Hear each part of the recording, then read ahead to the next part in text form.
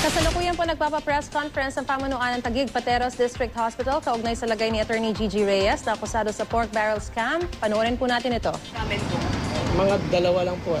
Pero kanina pong umaga marami daw pong pumunta pero I was not there. So yung doktor ng BJM, pinitsak pa rin? Meron po doon na mga BJMP but I'm not aware kung nandyan pa po yung BJMP doctor. I think nandyan po yata. So does she have request, sir? Kung ano po yung meron pa pang hiling sa agent Attorney Reyes and iwas mo? Wala naman po. Wala pong ni-request si Attorney Reyes except yung complaint lang po niya kanina nung mag-rounds ako nung umaga is yung back pain. So, mayroon siya nararamdamang pain sa likod niya. So, I asked her kung anong position ang gusto niya. So, she opted na naka-flat siya, naka-lie down lang. The room is aircon now. Aircon naman po yung room namin. So pag dilipat siya doon sa second Aircon din po yun. Sir, pasensya na. Ano po yung sukat mo na kung gano'n po pwede mo I'm not sure. Yung pangalawa po ngayon ay medyo malaki din po naman. Siguro mga 4 by 8. I'm not Yung sure. paglilipatan, sir, yung Oo. Malaki po yung yung room. paglilipatan, sir, 4x8 po. Siguro mga ganun po. Actually, 2 beds po yun eh. 2 beds yun na paglilipat. Yung paglilipatan. Meron po yan. Same floor din yun, ano sir? second floor? Second floor po siya. Sir, ano po yung nasa loob ng kwarto po na paglilipatan kay Attorney Reyes? May TV po ba? Aircon? Wala po, aircon lang po. Bakit po siya ililipat ulit? Kasi po yung pinagdalan sa kanya ngayon, yung malaki kasi yun, ang beds namin doon na nilalagay is about 6 beds. So, hindi namin mailalagay yung ibang patients. So, dilipat namin siya doon sa mas maliit na pwedeng kahit siya lang ang nandoon. Sir, ano mga bawal po kay Attorney Reyes? Ano po? Ano po mga bawal sa Of course, sa diet po, pag ganyang hypertensive, ang pinagbabawal ay yung masyadong, yung mga maalat, masyadong matataba o mga dietary restrictions. May kasama po ba sa nilipatan? Wala po. Wala po. Wala siyang Doc, kasama. sir, condition now, would you restrain the visitors or not? Pwede limit na lang kung pwede yung kasama at makausap sa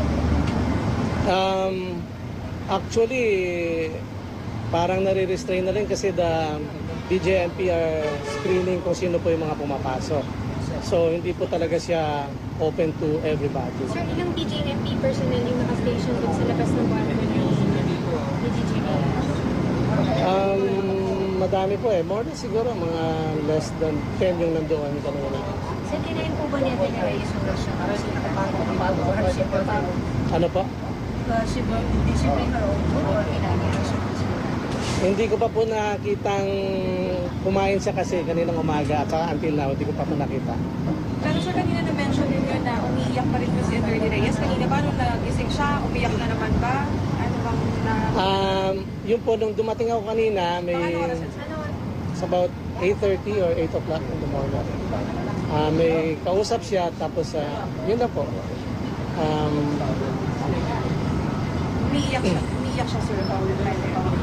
Opo. At actually, yun din ang sinasabi ng mga relatives. Paggising siya, ay papaluha po siya.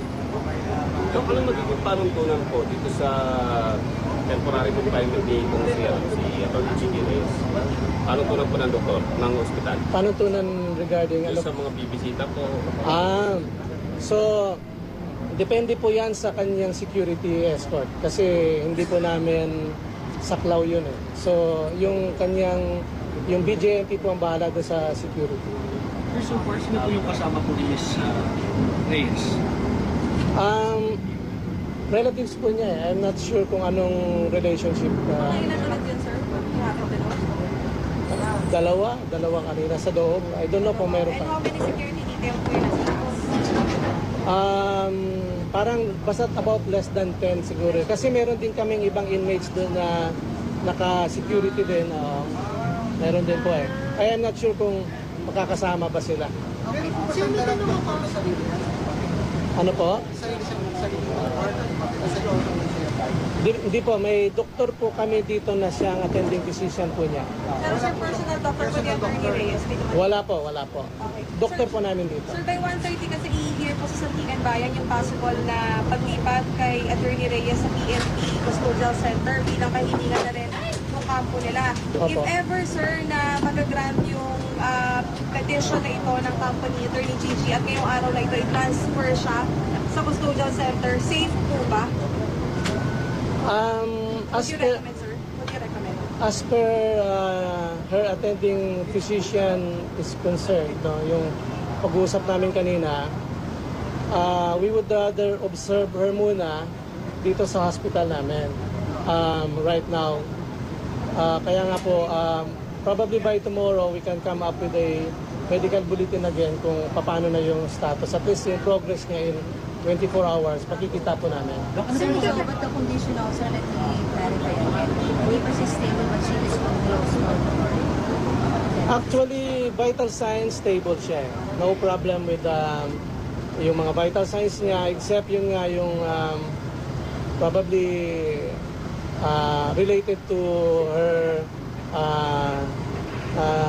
neurocirculatory asthenia symptoms. Kaya may mga outburst ng symptoms na we need to really monitor kung yun ba ay magpo-progress o hindi. So, isa ba yung symptoms sa iyo? Ano po yan? Isa po ba sa mga symptoms sa iyo? Opo. Isa yun. At saka yun nga yung as observed by relatives na yung mga attacks ng parang hysteria, parang hysterical Can we say that she's physically stable but mentally or emotionally unstable right now? Magkasama rin po kasi yun eh. Kaya you cannot really separate the mental from the physical eh. So, basta ang sa amin is we are treating her parang guarded. Sorry po. Sorry. Parang binabantayan po namin siya talaga. Sir, klaro ko lang yung sinabi niyo kanina, yung at this point in time, kaya ng facilities ng hospital na to to take care of the Reyes. Pero kung mag-compare, Sorry. Ayun, sir, clarification lang sa sinabi niyo kanina. At this point in time, kaya pa ng facilities ng Taguig Pateros District Hospital yung pag-station niya, no? Opo, kung yung aming present impression on her ay namamanage naman po namin. In fact, yung kanyang blood pressure has gone down significantly. Pero yun nga po, because of her history na mga previous mas na problem, like yung coronary artery disease na nabanggit. And I think may mga medications din nga po na nareseta sa kanya yung kanyang private doctors. So, yun po ang aming binabantayan. Sir, ano yung possible na nag-trigger nitong anxiety attack ni Attorney Reyes? I cannot speculate, but sa ganun. But of course, one is stress talaga yan. Stress. No, yung patient sa talaga ito yung hypertension ang nakapagiging impression sa kanya na may hypertension siya. Kaya siya Kung hypertension po, o yun po ba yung sinasabi yung impression niyo? kasama po yung hypertension, neurocircular asthenia. Ano yan, sir, impression niyo? Circular Yung is more of a related to anxiety disorder. Anxiety. Yan yung initial impression niyo, sir, kay Attorney Gigi. Opo, yun po ang initial impression.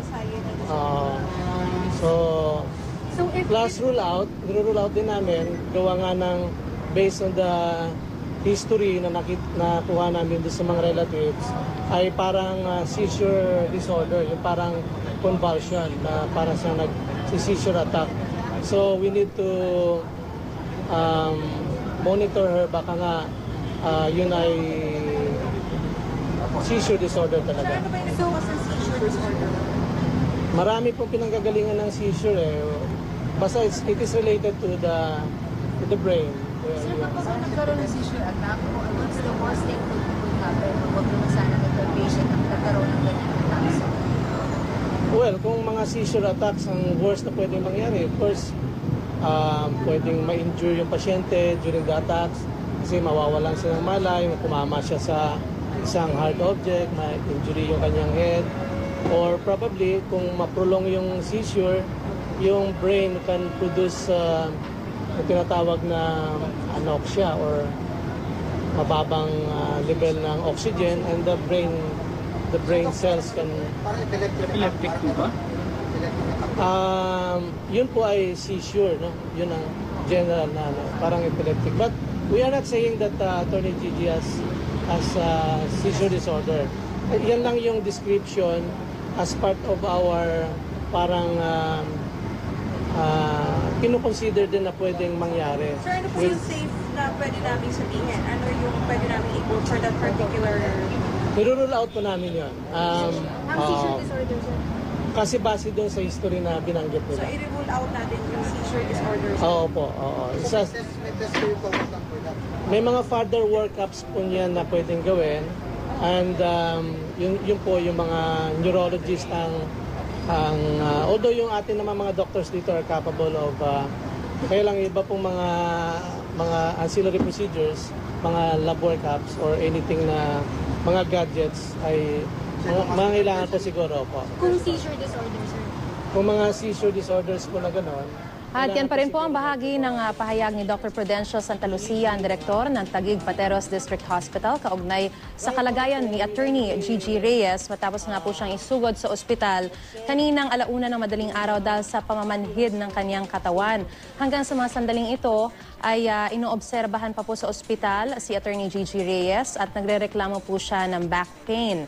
Ito pong si Attorney Gigi Reyes, ayon sa kanyang doktor, ay may history ng seizure attacks, pati na rin po na anxiety at heart disorder, gaya ng coronary artery disease.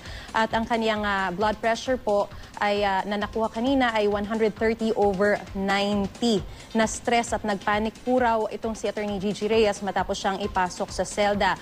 Malungkot at napapaiyak pa rin itong si Attorney Gigi Reyes. Hindi pa rin daw siya nakikitang kumain ng kanyang doktor hanggang kanina. Pero normal naman po ang kanyang vital signs at inaasahang maglalabas bukas muli ng medical bulletin ang naturang ospital.